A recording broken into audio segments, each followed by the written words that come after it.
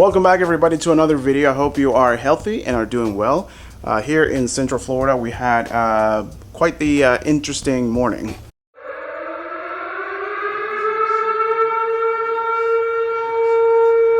Now the storm has passed and everything turned out to be okay. So this week I want to talk to you about something I've been working on, something I built over the weekend that I'm very proud of. It's my very first build and it is this grind box right here.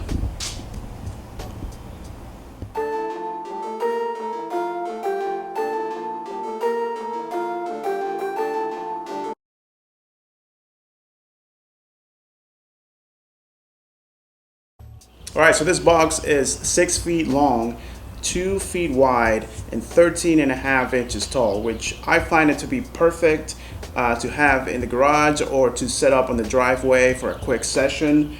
Unfortunately, I don't have video of me putting it together because I did this in the evening, but I did take some pictures and I will go through all the pieces that I installed. And you'll see how simple this build is. I've never built anything like this before, but as long as you have the right tools, this is a very quick and easy job that anybody can do.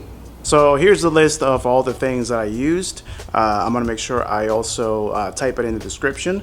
But what I used was 1 sheet of plywood and 1 sheet of Masonite. Now I had both of these sheets cut to 6x2 at the store just to save myself some time. Now if you're gonna do that, make sure you also bring home the rest of the sheet, because even though you're cutting it to a 6x2, you're still paying for the whole sheet. There were several reasons why I did that. One is because it was gonna save me time when it came to building the box, and also because I have a small car. I needed them to be smaller so I can put it on my car so I can bring it home. I used 7 2x4s. Now these 2x4s were 8 feet long at the store, which is fine because you are going to need that extra 2 feet. I used a 6 foot long angle steel bar. You want to make sure that it's thick enough for it to last, and the 6 feet long is what they sell at the store, and that's the reason why I went with a 6 feet long box. It just makes it a lot easier. Sure, I wish I had an extra 2 feet, but at the end of the day, it just makes it a lot easier this way.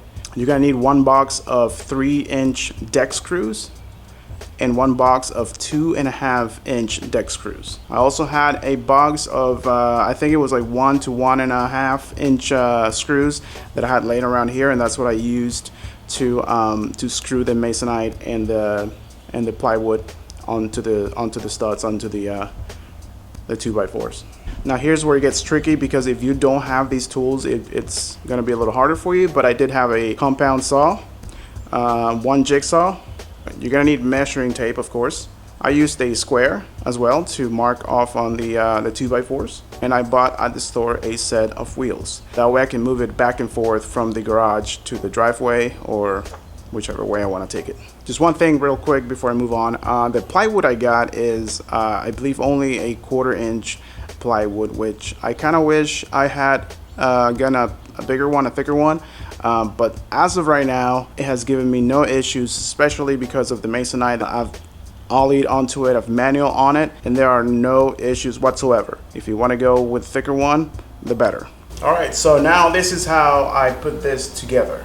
So what you're gonna need to do is to cut your 2x4s, 4 of them, at 6 feet.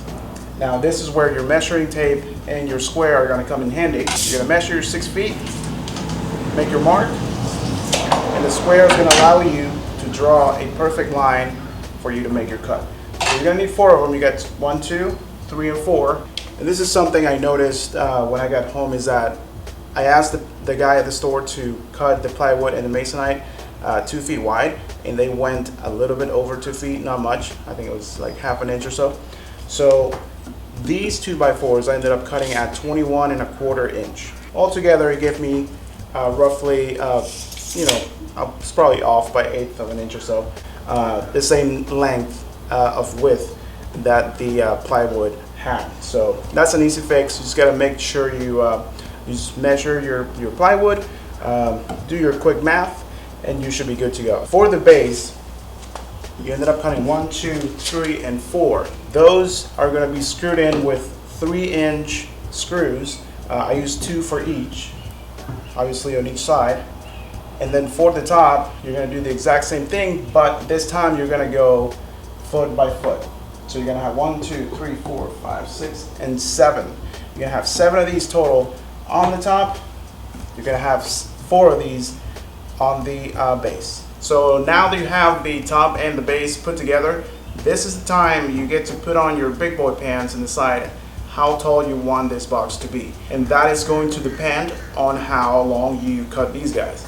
So I didn't want anything that was too short nor too tall. I wanted a very medium ledge. So I went with 13 inches on these guys. Now you also have to take into consideration the plywood and the masonite. So altogether this came to be 13.5 inches tall, which I actually find a perfect height, because I feel like some tricks I have to challenge myself a little bit, which in theory, it's making myself better. So for these, you're gonna cut 6 of them at your desired length. You're obviously gonna have 2 on each end, and then I had 2 in the middle on opposite sides. Now, each one of these is attached to these 2x4s by 5 2.5 inch screws. So we got 5 screws here, 5 screws here, and it goes all the way. 5 screws, 5 screws, 5 screws, 5 screws. That's gonna make sure that everything is nice and tight. All right, so now it's time for you to install your plywood and your masonite and your bar, your steel bar. At this point, the plywood should fit perfectly because you already had it cut and you already did your measurements. So that should be a very easy, just put on your plywood, make sure it's straight, and just use a few screws because you know that the masonite is going to come on top and there are going to be even more screws on that. So I only used a few in the corners and a few around the middle.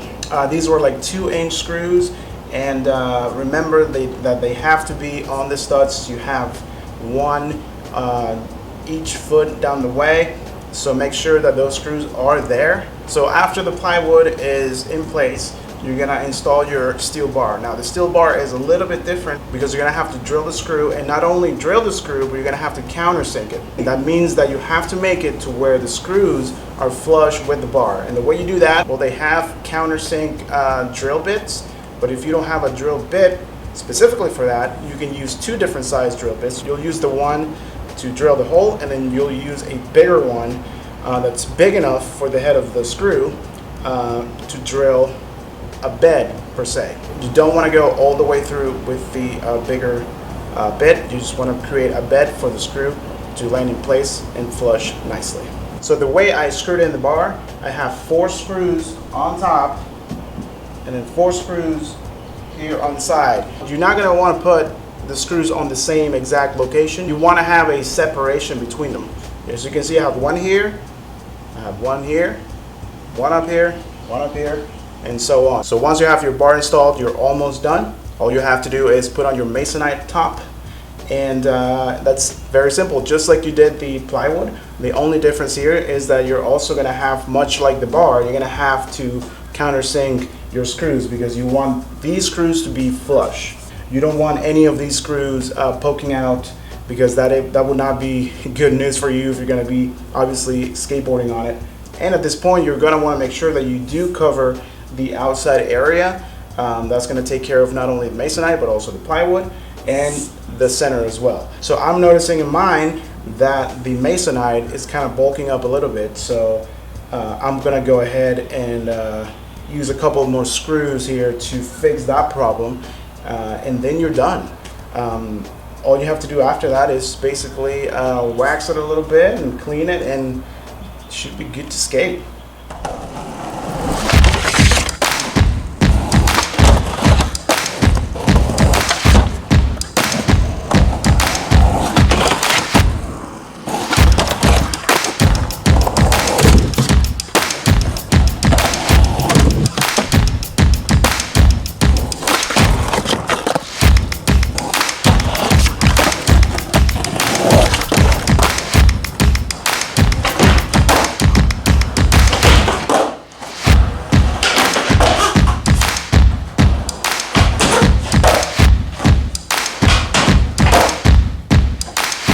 One of the great things about having something like this at home is that on my own time, on my own leisure, I can practice new tricks that I want to learn. I can work my way out of that fear that I may have, and I can do all of those things from the comfort of my own home.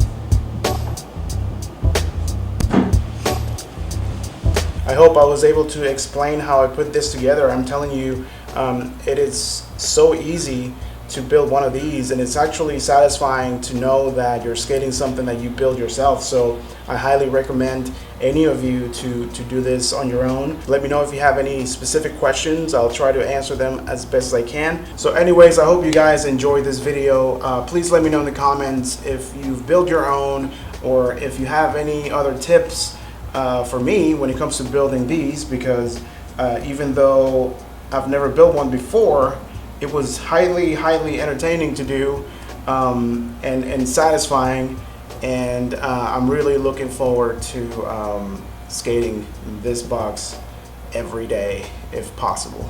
According to my watch the other day, I burned like 1,100 calories just skating this box for like an hour. Please subscribe if you like what you're watching. Let your friends know. Remember to stay fit, remember to stay healthy, remember to stay away from crowds right now, but most importantly, remember to stay young. Peace. Box dancing.